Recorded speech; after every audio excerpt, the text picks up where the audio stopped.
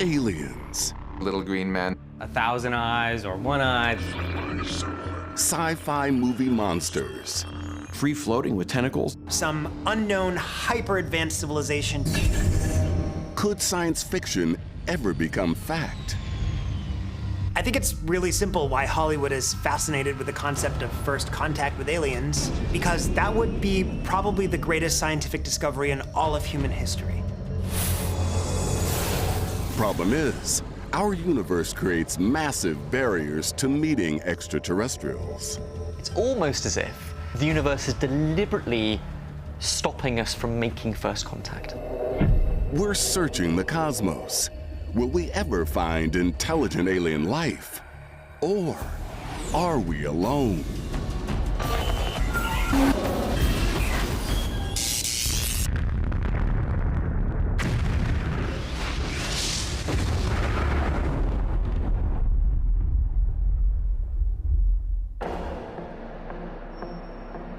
Arecibo Observatory, Puerto Rico. 45 years ago, it sent a powerful radio message deep into space, kickstarting our efforts to make first contact. The Arecibo message was the first communication or attempt to communicate with a possible civilization out there in the galaxy or outside of our galaxy. Today, that message is speeding towards the M13 galaxy cluster, 25,000 light years away. It contains information about our world, where we are, even the makeup of our DNA.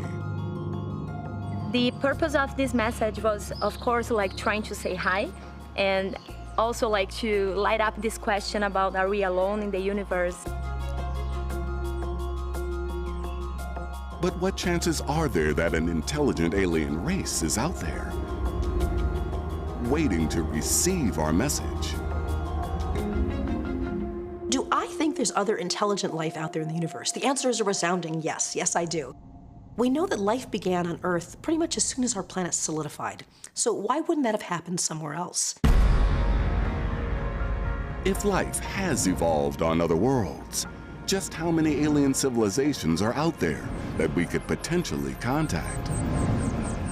Astronomer Frank Drake developed an equation to help answer this crucial question. The Drake equation is a really admirable attempt to apply some quantitative reasoning to the probability or the possibility that there is life beyond the Earth. You multiply the star formation rate for stars in our galaxy times the number of planets that each star has, times the probability that you would have life forming on that planet, times the probability that that life form becomes intelligent. And they estimated that there were about 10,000 intelligent civilizations within our galaxy.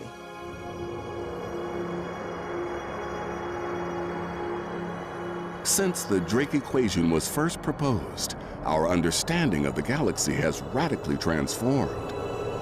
We have now discovered worlds outside our solar system. Exoplanets. Exoplanets are being discovered all over the place. There are about 4,000 of them now known, and techniques are finding more every day. Scientists believe what we found is the tip of the iceberg. So if the cosmos is so good at making planets, perhaps it can produce the conditions to make life throughout the universe. When the Drake equation was devised all those decades ago, we didn't know that exoplanets existed. And now we think that there are quite literally more planets than there are stars in the universe. So even if life is really rare, there are an enormous number of chances for it to take hold in the universe. And for this reason, it is very likely that there is life relatively abundant in the universe, including an uncountable number of advanced alien civilizations. This isn't science fiction, it's just basic probability. If probability suggests a multitude of alien civilizations are out there, isn't it a little strange we haven't made first contact? I think there's every reason to believe that there are civilizations out there, but we have no evidence of them yet. Why haven't we found other civilizations out there? One answer could be the sheer vastness of the cosmos. Look at all these lights out here over this cityscape. You can think of these lights as like stars in the galaxy. Now, if there's 10,000 communicating civilizations out there in the galaxy, you might think, oh man, look, there's one right there, right down the street. The problem is, there are hundreds of billions of stars in the galaxy, which means that maybe our nearest neighbor that we can communicate with is not right there, but way across the city. We live in the suburbs of the Milky Way, 75,000 light years from the furthest edge. Radio signals travel at the speed of light. This speed limit means that any signal sent to the opposite side of the galaxy would take 75,000 years to reach its destination. The thing you have to remember is the galaxy is gigantic. Even if there are 10,000 civilizations in the galaxy, it's possible that the distances between stars are just so huge that we're never going to be able to communicate with each other. So the 45-year-old Arecibo radio message could still be tens of thousands of years away from any potential alien civilization. The target was 25,000 light years from here. The message is now 45 light years from here because it's traveling speed of light, so it's really far from the target. The vast size of the universe is a huge roadblock to making first contact, and the laws of physics prevent radio signals from overcoming it. You just cannot go faster than the speed of light. So our galaxy may be filled with life, filled with civilizations, but they're so far away. I don't want to be the bearer of bad news, but the universe is just really, really far too large. The universe may be large, but we're putting the most advanced technology on Earth into action to try and speed up the search. There really is a serious, scientifically valid way to go looking for other civilizations. And the Breakthrough Listen project is really the best thing we have right now. State-of-the-art facilities around the world, radio telescopes, optical telescopes as well, are all looking up to the sky together. Breakthrough Listen is targeting the 1 million stars and 100 galaxies closest to Earth. It's the most comprehensive search for intelligent extraterrestrial communications ever undertaken. If there was an aircraft giving off a radar signal, and that aircraft was around any of the 1,000 nearest stars, the Breakthrough Listen project could hear that. So if there's something out there that's actually giving off a signal, Breakthrough Listen has a chance to find it. Breakthrough has started by listening in on the nearest 1,700 stars to Earth. So far, silence. This is the wonderfully, beautifully frustrating position that we find ourselves in. We haven't heard anything yet. So we're in this position where a negative result doesn't mean there aren't civilizations, but we have no proof that there are. Breakthrough Listen is just beginning its hunt. There's much more real estate in the cosmos for it to search. It's a big job, demanding a lot of patience. If you go through Drake's equation and find this number of 10,000 intelligent civilizations out there, there are something like 250 billion stars in the galaxy. So that's only one civilization per 25 million stars. That's a lot of cold calling. The size of our universe means we could be waiting a very long time to pick up any alien communication. But even if we pick up a signal, it may have arrived too late. If we do receive a message, given that it probably took years to get here, that civilization could be long gone. Are we simply too late? Have any aliens already died out? Earth has orbited the sun for over 4.5 billion years. Time enough for humankind to evolve into an intelligent and technologically advanced species. But compared to the age of the universe, planet Earth is just a kid. The Earth is over 4.5 billion years old, and we think it's taken this long to create the first technological civilization, us. There are star systems out there much older than we are. The universe is 13.8 billion years old. We tend to think we're hot stuff, right? We're technologically capable, we can build rockets and we can listen to radio waves. But a typical other intelligent advanced civilization would be literally millions of years ahead of us in technology. So if an alien society has been around much longer than us, how much more technologically advanced could they be? One method of measuring is provided by the Kardashev scale. The Kardashev scale classifies potential alien civilizations into 3 types based on the amount of energy that they're able to harness from their local environment. A type 1 civilization can harness the energy of only its home planet. A type 2 could hypothetically harness the energy of its own solar system. And a type 3 could harness the energy potentially of an entire galaxy. If you're wondering where we fit on the scale, prepare for some bad news. We're somewhere between a 0 and a 1. We can't use all of Earth's resources, so we're at about a 0.7. An advanced species reaching Kardashev level 2, or even 3, could create highly advanced structures that could harness the power of a star.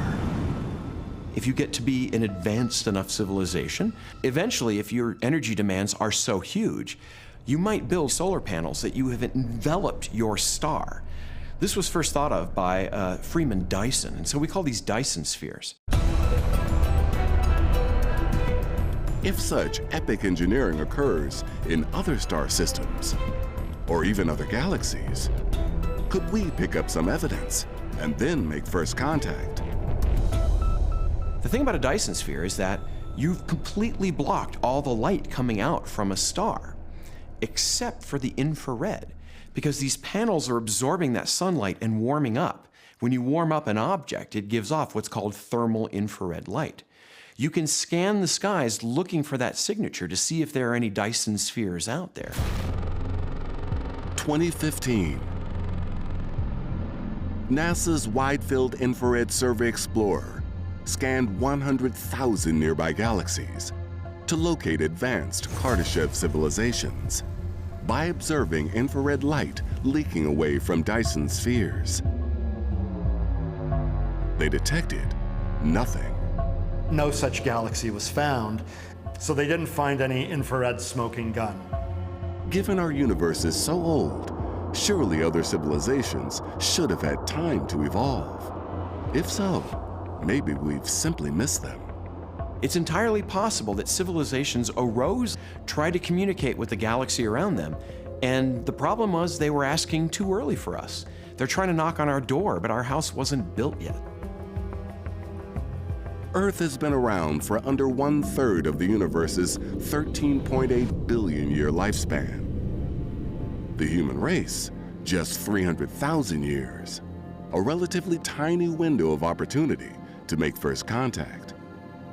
We've been looking at the sky for tens of years, something like that. What is the likelihood that at that exact moment, someone is going to be beaming a signal toward us?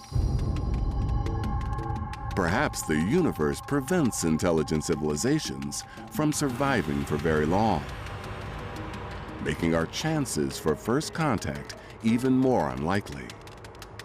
Maybe there is something out there that is filtering us from seeing them. We actually call this the Great Filter. Maybe there is something that says, yeah, you're not getting past here. Rocky planets like ours are ideal for hosting life, but they are fragile. And this fragility means the universe could filter out intelligent life quickly.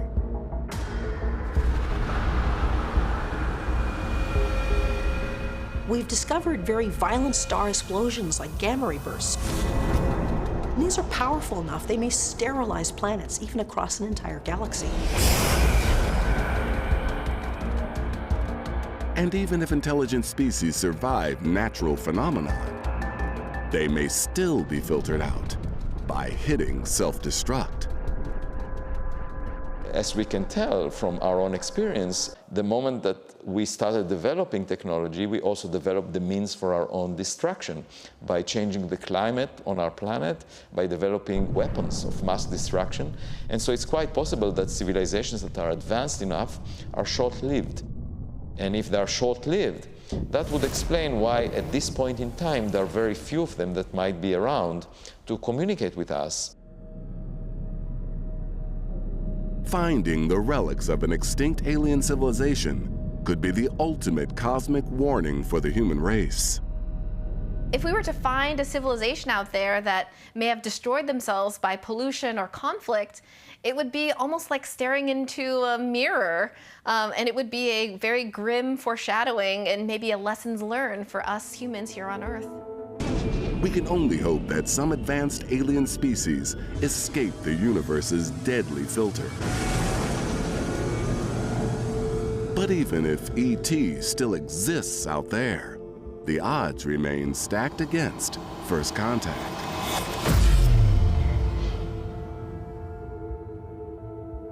One other way that we've got this alien contact story a bit wrong is just down to the laws of physics.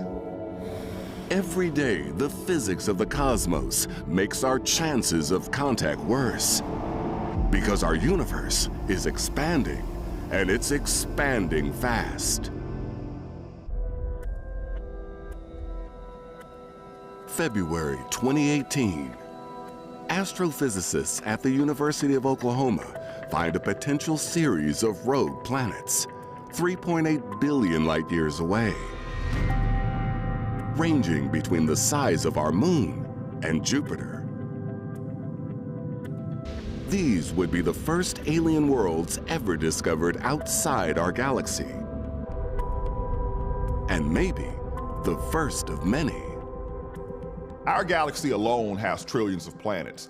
The observable universe has trillions of galaxies. It's estimated about 2 trillion. So trillions of trillions? Come on. But finding exoplanets is no guarantee of finding alien life. And when it comes to contacting extraterrestrials, our efforts have met with silence. Our search for life has come up empty. Do we need to change our tactics? Are we doing something wrong? I think it's going to be very, very hard to find extraterrestrial intelligence the way that we're looking for it. We would have to get really, really lucky. But I don't think we're going to get lucky. I think that if we want to know whether there's life out there in the cosmos, we have to go visit it. We've sent the New Horizons probe billions of miles across the solar system to Pluto. Perhaps one day we'll be able to send spacecraft across the universe to search for alien life on distant rogue planets.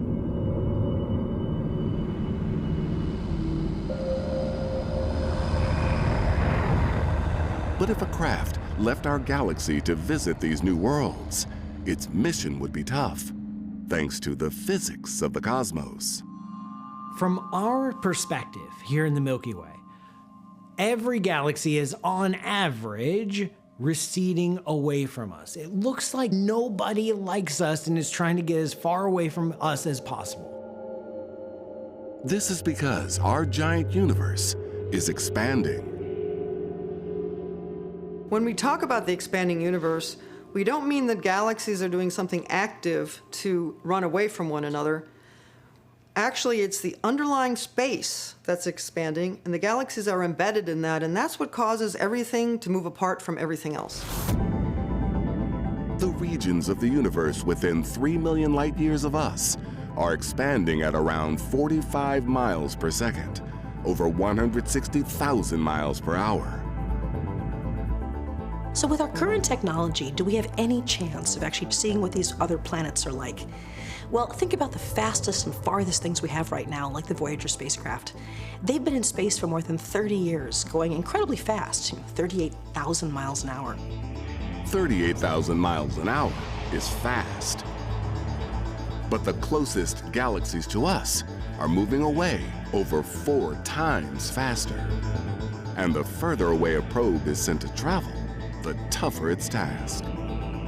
The thing about the expansion of the universe is that the farther away something is, the faster it's moving away from you. The more distant two objects are away from each other, the more space there is between them. And the more space there is between them, the more space there is to expand. The rate at which they're moving away is proportional to their distance. If it's twice as far away, it moves away twice as fast. If it's 3 times farther away, it moves away 3 times as fast. Scale it up to the planets we've discovered, 3.8 billion light years away. And thanks to the expansion of the universe, those extragalactic worlds are moving away from us at over 49,000 miles per second. Imagine that you're a runner and you see the finish line. You're getting a bit closer to it. But now actually the track itself is expanding. And as the track expands faster and faster, it's expanding faster than you can possibly run. All of a sudden that finish line starts receding and you're never, ever gonna reach it. Say one day we're able to build probes that travel at the fastest speed physics allows, the speed of light. Even that might not be enough, because sometimes the universe itself doesn't play by the rules. It's not possible for things to travel through space faster than the speed of light, but it is possible for space to expand faster than the speed of light. Everywhere we look, we see very distant galaxies that are apparently receding or moving away from Earth at greater than the speed of light. There are distant galaxies we can see in the sky that even if we were to build the most advanced spaceship possible that could even move at the speed of light, we could never get there. 97% of the galaxies that we can see in the distant sky are actually unreachable to us. For all the galaxies out there and all the planets that could harbor life, most of them are out of our reach. The physics of the universe has dealt an immense blow to first contact. The true reality of the universe will always be hidden from us because of this expansion. The further we look out into the universe, the more unlikely first contact becomes. We might need an advanced alien race to come and visit us instead. Suppose we get that lucky. Even then, would first contact actually be feasible? We think aliens are like us. They're not. We're assuming that the life is like us and that their planetary environment is like ours. I don't think that's going to be the case for most of the life in the universe. Could extraterrestrials even survive first contact with us and our planet?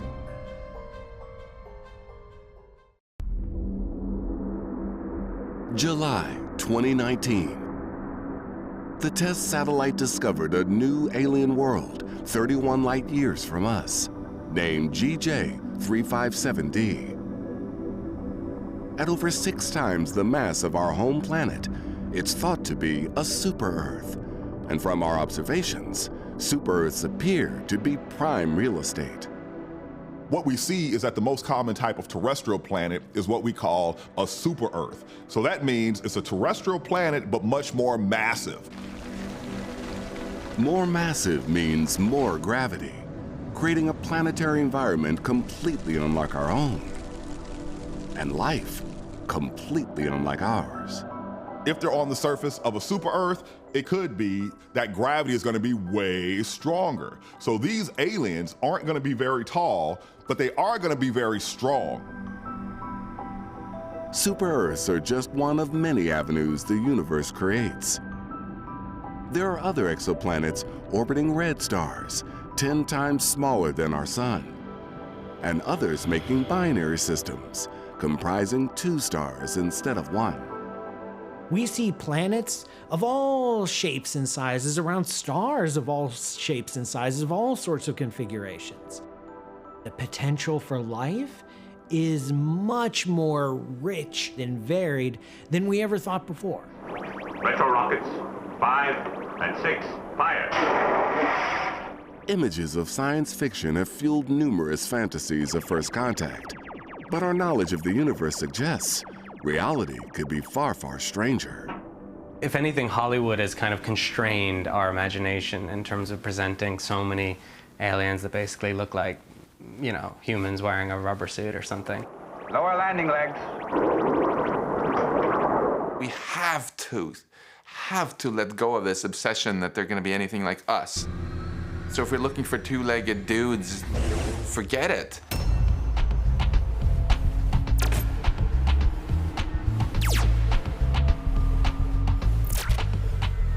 Say an intelligent alien species lives in our stellar neighborhood and wants to make first contact.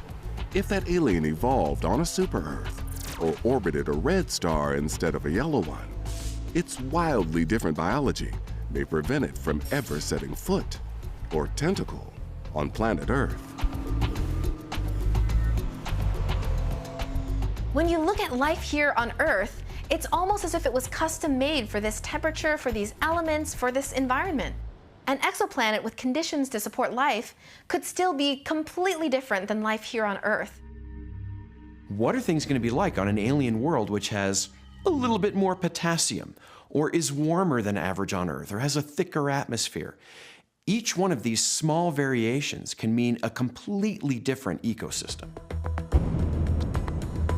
So could an alien organism really adapt to our ecosystem when it lands on Earth?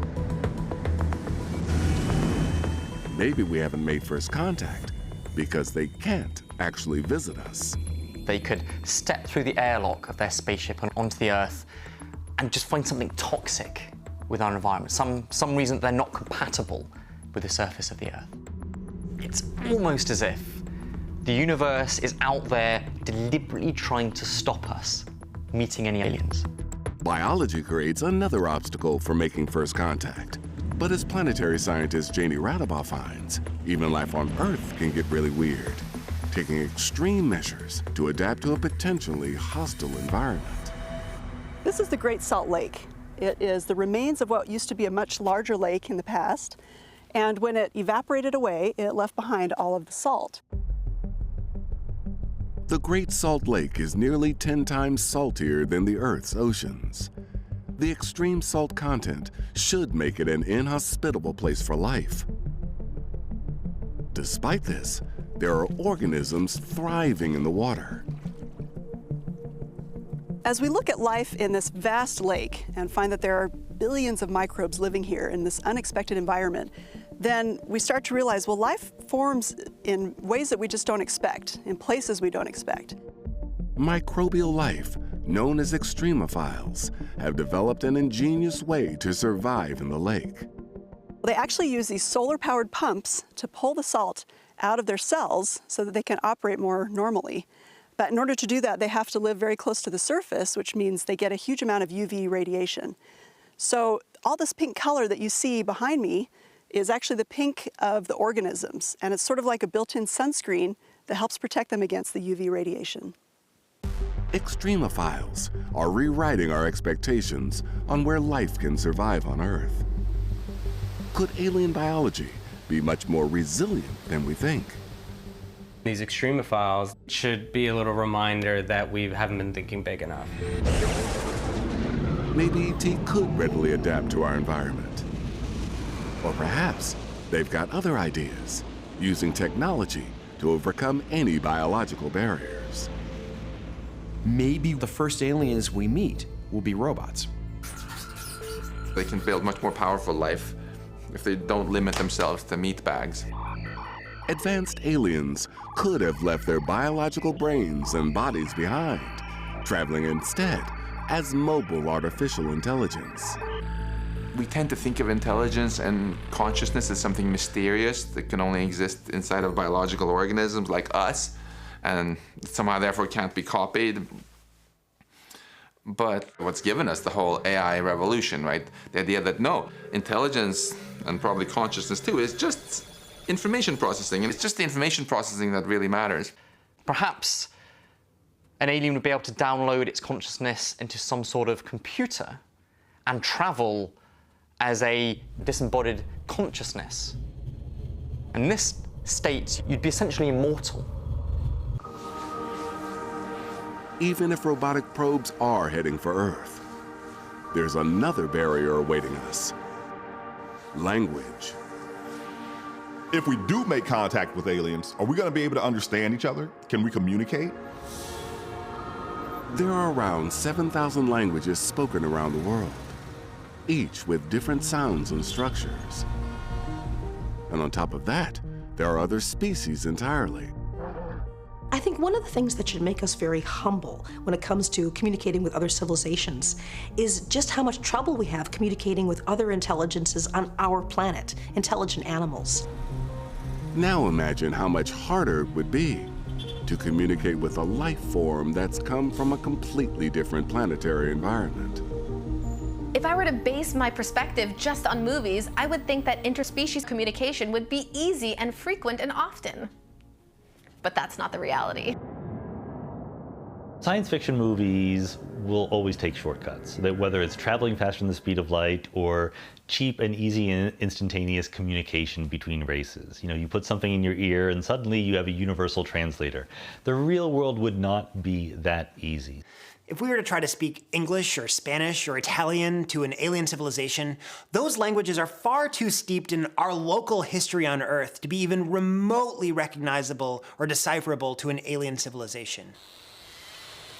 Overcoming the language barrier between humanity and an intelligent alien race may require us to take some baby steps. We have intelligent creatures on Earth. They may not be advanced technologically, if you want to use that phrase. They live in the water, you know, whales, dolphins, they're very intelligent, social animals. They communicate with each other. We have the gorilla, Coco, that was communicated with using hand symbols. We use our own human speech to talk to our dogs and they respond. We have these birds that can mimic our human speech. So I think everything is on the table. Hello, hello. Perhaps we can practice on how to communicate with aliens by communicating with different species here on Earth.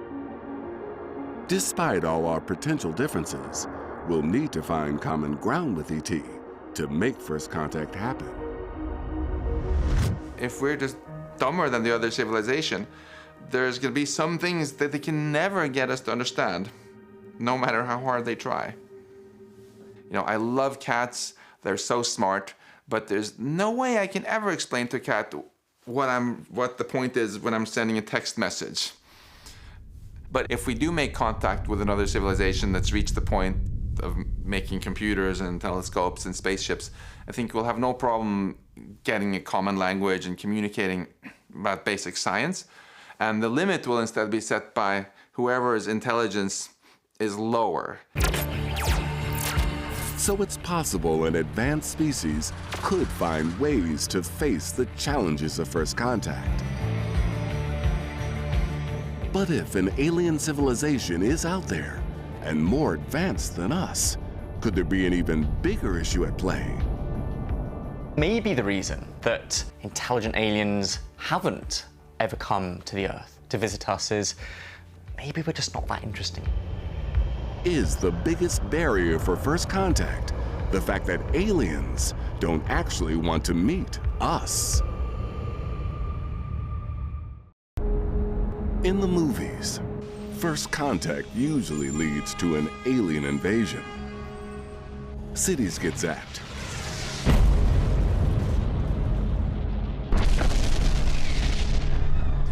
Humanity faces annihilation. Maybe E.T. calling isn't such a good thing after all. Imagine if we got an intergalactic email from, you know, superioraliencivilization.org saying, hey, we're gonna show up in 30 years. Would we just be like, oh, well, let's get back to watching our reality TV shows and worry about that when they get here? No, we would seriously freak out. People might freak out. But the truth is, we've been signposting our location into the cosmos for decades. The Earth has been a detectably technological world for about 100 years. We've been broadcasting signals, and yet that apparently hasn't attracted anyone's attention. It's pretty noteworthy that none of them has shown any interest when they could have turned Earth into a parking lot if they wanted, right? Perhaps no one has redeveloped planet Earth because an advanced civilization simply doesn't want to make first contact. Frankly, if they're that intelligent, they're not going to be very interested in us. So maybe that's why they haven't bothered to make contact. And if the alien is that advanced, we're probably not very interesting to it. It's a little bit like, wandering around outside and seeing ants on the sidewalk. An extraterrestrial invasion makes great science fiction. But what do we actually have on Earth that's worth all that alien effort? How realistic really are these depictions from Hollywood? One common trope is for the aliens coming to devour the human race. But the science doesn't really support this being possible. Would an alien even be able to digest the human body? When eating, enzymes in our digestive system break down molecules in food. The food we can eat and these enzymes are very specific to the molecules they can attack and break down. The same rules would apply to a hungry alien. To be able to digest us and for us to be nutritious for them, we'd have to have a very, very similar biochemistry to what exists on the aliens' homeworld, what their bodies have adapted to. So if it seems highly unlikely aliens would come looking for food, how about a drink? In order for life as we know it to exist, one needs liquid water. If aliens live on a barren desert planet, a water world like ours could be highly attractive. While we call ourselves the blue planet, our oceans are not unique. The universe offers far greater water resources. In our solar system, we're finding that most of the liquid water exists in moons around the gas giants. We believe Jupiter's moon, Europa, has a layer of water ice around 15 miles thick, floating on an ocean up to 100 miles deep. This single moon may have twice as much water as all Earth's oceans combined. Europa is the water world of our solar system and not the Earth. So if you were an alien looking for water, you wouldn't bother going to a big planet like the Earth to suck it up through some kind of giant straw. You'd go to the outer solar system. You might harvest icy moons. Instead of working against the powerful gravitational pull of Earth, an alien race could draw water from Europa, where gravity is almost 10 times weaker. So, what other resources have we got to offer? Maybe aliens come to strip mine the Earth's crust for metals, iron or titanium or platinum. Aliens might use these metals for exactly the same things that we do, for building spaceships, for building their technology. Such materials could be useful for any alien civilization short on mineral resources. Problem is, a lot of our planet's metals are buried deep in the Earth's interior. When the Earth formed, the great deal of its iron sunk down into the core of our planet and took a lot of metals with it, so they're actually quite hard to mine on the Earth. An alien race would be better off prospecting for more accessible minerals situated in the asteroid belt. In the asteroid belt, there's an asteroid called Psyche, which is made up of pure iron nickel, just like the core of the Earth. Psyche provides a near 150-mile exposed strip of iron nickel. Yet another reason ET wouldn't need to bother with us. For my money, none of those reasons would draw aliens to our Earth. All these things can be found far more easily elsewhere. The possibility of first contact is beginning to sound increasingly remote. The universe throws up massive barriers, stopping us communicating with an intelligent alien race. And they might have absolutely no interest in contacting us. Unless, that is, they already have. Is it possible that there have been alien signals that we've already detected, but we didn't realize what they are? Scientists have discovered a powerful cosmic signal that they can't explain. Could this finally be first contact? July 2018. The CHIME telescope in British Columbia detected a short flash of radio energy, quicker than a blinking eye. It's called a fast radio burst. These are intensely powerful, very, very short-lived radio bursts that can be 1,000 times brighter than the sun at radio wavelengths that arrive and disappear in an instant. Most fast radio bursts are one-offs, blinking into existence, then disappearing forever. But not this one. A few days later, scientists caught the flash again. The amount of energy that it takes to produce a burst like this, for us to detect it here on Earth from billions of light years, is immense. And we've run across things like this before. Exploding stars, gamma ray bursts. These are all very strange objects. But that does not explain these because some of these fast radio bursts repeat. So whatever it is that can generate this kind of energy, it can do it more than once.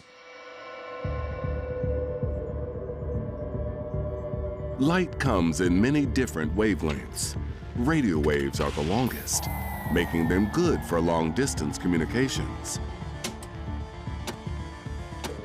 We've used radio waves for over 100 years, from wireless radio to TV, from cell phone calls to communications with space probes. Could alien civilizations be using radio waves, but on a much larger scale? What if we already intercepted alien communications, but we just don't know it? Our radio television signals only use a very narrow band of radio spectrum. Fast radio bursts are different, and that's a problem. Here's the thing about fast radio bursts. They are emitting a broad range of wavelengths, so it's not the best way to communicate. If these are aliens, they're not very smart aliens. It turns out broad-range wavelengths are easy to distort. Think of it as a race. Each runner is carrying a piece of the signal.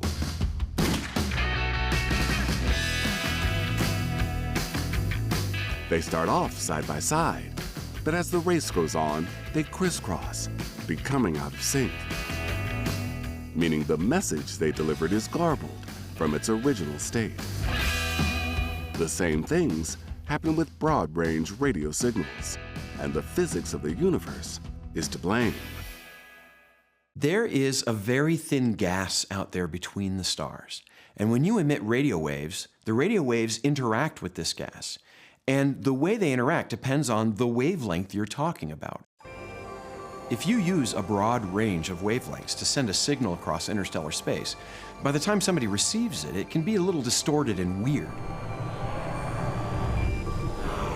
If aliens are sending out radio bursts, the signal would be so degraded that by the time it reaches us, we wouldn't be able to decipher it. As a calling card, not incredibly useful. Astronomers have turned to weird natural phenomena to figure out the origin of these fast radio bursts. Like the leftovers from a massive star dying in a supernova explosion. These remnants are known as neutron stars. These weigh roughly the mass of the sun and are the size of a city. And they are formed when a massive star collapses, and a neutron star that is left behind is spinning very often, and if it has magnetic fields, it also produces beams of radiation. To create the energy of a fast radio burst, these neutron stars would need to be infants, throwing stellar tantrums. Neutron stars, when they are born, might be much more powerful in their emission.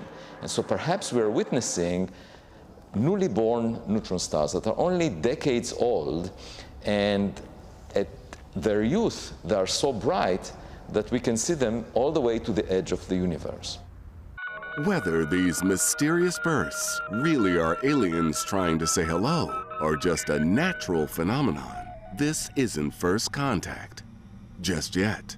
I want to be careful here, right? I'm not a naysayer. I'm not going to poo-poo aliens. But, let's go through the other things first, because the universe is filled with weird stuff, and let's see what that is. And if we eliminate all those and all that's left is aliens, yeah, let's talk. If extraterrestrial species really are out there, our universe makes it extremely difficult to contact them. But in spite of all the obstacles, maybe there is still hope. We once thought there could be 10,000 intelligent civilizations in the Milky Way alone. Now we know our cosmos is filled with planets, just waiting to be found. Our technology is evolving. Searches are expanding. The truth is, when it comes to first contact, we're just getting started. I'd love for tomorrow morning some sort of interstellar tweet to be beamed at the Earth, and we would then realize that we are not alone in this cosmos. I'm ready to celebrate. Here we have already a champagne on ice to pop when they find it. Scientists really do hope we find evidence of extraterrestrial life someday. We have observatories and satellites that look at the sky all day, all night, every day. The discovery of alien life would simultaneously be, in a way, unsurprising, and yet the greatest discovery in all of human history. Even if life is really, really rare, the universe is really, really big, and so there could be countless alien civilizations out there. But the actual discovery or confirmation of that, I can think of no greater scientific discovery. It would quite literally change our entire civilization.